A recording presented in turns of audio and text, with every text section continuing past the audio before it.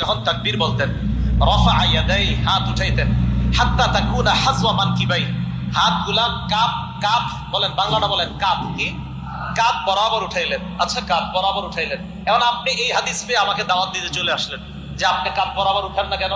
অথচ পরের হাদিস 391 নাম্বার হাদিসটা আপনি কি একটু দেখলেন না? 390 নাম্বার হাদিসে কাপ বরাবর।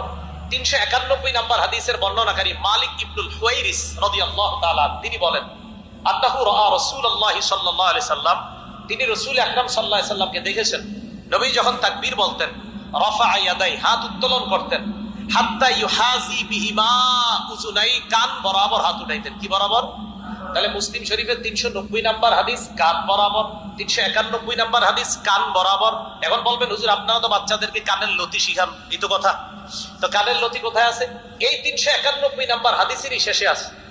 অরুবিয়া আন কাতাদা, নবী সাহাবা কাতাদা রাদিয়াল্লাহু তাআলা আনহুর বর্ণনা, আন্নাহু রাআ রাসূলুল্লাহ সাল্লাল্লাহু আলাইহি সাল্লাম, তিনি নবীজিকে দেখেছেন, নবীজি হাত উঠাইছেন, হাত্তা হাজিয়া বিহিমা ফুরুআ উযুনাই, নবী সাল্লাল্লাহু আলাইহি সাল্লাম কানের লতি বরাবর হাত উঠাইছে। কি বরাবর? এখন আপনারা আবার বলবেন তো হুজুর বিদ্যাঙ্গুলি কানের লতি বরাবর থাকা, এটা আবার কই পেয়েছেন? তহাবি শরীফ 1 নাম্বার খন্ড 144 নাম্বার পৃষ্ঠা, সেখানে আছে রাসূল সাল্লাল্লাহু আলাইহি সাল্লাম যখন হাত উঠাই